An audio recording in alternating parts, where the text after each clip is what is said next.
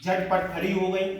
झटपट खड़ी होकर और तुरंत अपने घर को गई और घर को जाकर सत्यनारायण भगवान का प्रसाद ग्रहण किया। और प्रसाद ग्रहण करते हुए साक्षात अपने पति के दर्शन किए। और पति के दर्शन करने के बाद कलावती कन्या बड़ी प्रशंसा हो गई। जब प्रशंसा होकर अपने पति के साक्षात दर्शन कर लिए तो कलावती कन्या उसी समय अपने पिता के पास पहुंची, पिता को प्रणाम किया, पिता से कहने लगी, हे पिताजी घर को चलो। पिता ने उसी समय देखा कि मेरी पुत्री इतनी खुश है तो मुझे खुश होना चाहिए। तो उसी समय पुत्री से कहने लगा, मैं सत्यनारायण भगवान का व्रत अवश्य करूंगा, पूर्णमासी के दिन और संक्रांति के दिन। उसी समय वहां कहते हुए घर को आ गए। घर को आकर उन्होंने पूर्णमासी के दिन और संक्रांति के दिन उन्होंने सत्यनारायण भगवान का पूजन किया। और पूजन करते हुए इस लोक में सुख भोगने के लिए माया तीनों गुणों में जाया करती है। बोलो सत्यदेव भगवान की जय, बोलो विष्णु भगवान की जय।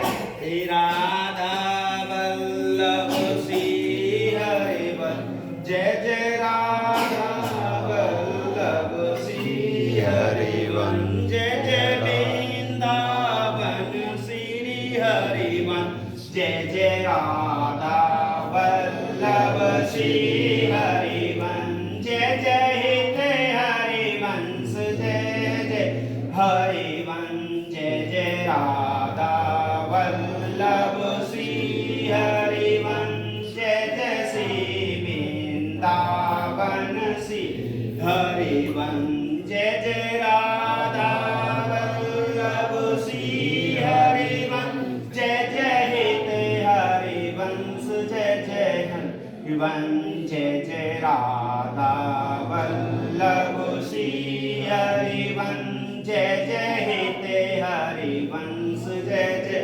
हरिवंश, जय जय श्री। की कथा सुनाता हूं। प्रजा पालन के तत्व नामक एक राजा था और राजा उसी समय जाकर राजा ने वहां शिकार खेला था और शिकार खेलते हुए हैरान हो गया। और हैरान होता हुआ बड़ा एक वृक्ष उसी समय कहने लगा, अब तो मुझे विश्राम कर लेना चाहिए। एक वृक्ष के जाने के लिए बट का वृक्ष का पेड़ का बहुत बड़ा फैला हुआ था, उसी के नीचे अपना आसन लगा लिया। और उसी समय एक बगल को ग्वालिया लोग सत्यनारायण भगवान की कथा कर रहे थे। तो राजा वहां सो रहा था। तो उसी समय ग्वालिया लोगों की सत्यनारायण भगवान की कथा समाप्त हो गई। प्रसाद लेकर राजा के पास आए, राजा को प्रणाम किया और राजा से कहने लगे, हे राजन, हम सत्यनारायण भगवान का प्रसाद लेकर आए, आप इसे ग्रहण करें। तो राजा क्या कह रहा है, आप प्रसाद को रख दो, आप शीघ्र चले जाओ, मैं प्रसाद ग्रहण कर लूंगा। ग्वालिया लोग प्रणाम करते हुए और प्रसाद को रखते हुए उसी समय वहां से चले जाते हैं। अब राजा क्या कहता है, ये गरीब लोगों का प्रसाद है, मैं कैसे ग्रहण कर पाऊंगा। गरीब लोगों का प्रसाद ठुकरा दिया राजा ने और ठुकराते हुए अपने घर को गया और घर को जाकर देखा तो सत्यदेव भगवान की कृपा ऐसी हो गई तो उसके 100 पुत्र मरे हुए पड़े थे। धन ध्यान का नाश हो रहा था, घबराने लग गए, कहने लगे अब क्या करना चाहिए। तो भगवान ने उसी समय के लिए साधु उसी समय यह सोच रहा था। राजा बड़ा सोचने लगा था, राजा के कोई समझ में नहीं आया। कुछ दिनों के बाद राजा के समझ में आया तो राजा कहने लगा, क्या करूं, अब तो मैं जंगल को चलना चाहिए। उसी समय राजा जंगल को गया तो जंगल में जाते हुए उसको बीच रास्ते में याद आ गया। कहने लगा, गरीब लोगों का जो प्रसाद था उसे मैं ठुकरा कर आया और उसी ने मुझे दंड दिया है। सत्यदेव भगवान ने उसे दंड दिया, वो चल दिया, फिर भी जंगल में चला गया। जाकर वहां देखा तो ग्वालिया लोग सत्यनारायण भगवान की कथा कर रहे थे। राजा पहुंच गया उनके पास, जाकर प्रणाम किया, सब कुछ किया। तो राजा से कहने लगे, ही राजन, ये सत्यनारायण भगवान की कथा हो रही है, आप पूजा पे बैठ गए। तो राजा को पूजा पे बैठा दिया। राजा पूजन करवाने लग गया और प्रेम के और भाव के द्वारा कथा सुनी उसने। जब राजा ने कथा पूरी सुन ली तो राजा की समझ में आया कि मैंने गरीब लोगों का प्रसाद ठुकराया था, उसका दंड मुझे आज मिला है, क्योंकि मेरे ये 100 पुत्र और धन ध्यान का नाश हुआ है, उसी वजह से हुआ है।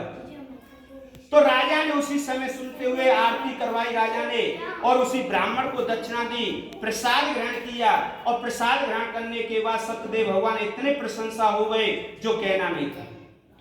सत्यदेव भगवान ने एक पुत्र जीवित कर दिया, और जो धन दीपक की ज्योति बढ़ती चली जाती है, जैसे उसके यहाँ धन बढ़ने लग गया। राजा घर को गया, घर को जाकर देखा तो उसके एक पुत्र जीवित मिला, धन धाम की प्राप्ति होने लगी। तो राजा बार बार कहने लगा, मैं सत्यनारायण भगवान का व्रत अवश्य करा करूंगा, गरीब लोगों का प्रसाद कभी नहीं ठुकराया करूंगा। ऐसे कहने के बाद भगवान की कृपा हो गई। कहते हैं जिसको जानने के लिए कोई सत्यदेव कहता है, श्री सत्यनारायण कहता है, वो अनेक रूप धारण करते हैं। जो माछा फल प्राप्ति करने वाले होते हैं वो बहुत होते हैं, सुख को नहीं जानते। पर कहते हैं जिन्होंने पहले जन्म का एक सुदामानंद एक ब्राह्मण था, श्री कृष्ण भगवान का ध्यान करने वाले थे। एक लकड़हारा था, श्री रामचंद्र जी की सेवा करने वाला था। एक उलमुखी नामक एक राजा दशरथ था, कुल गुरु नाथ जी की सेवा करते थे, क्योंकि ये सत्य बोलने वाले थे।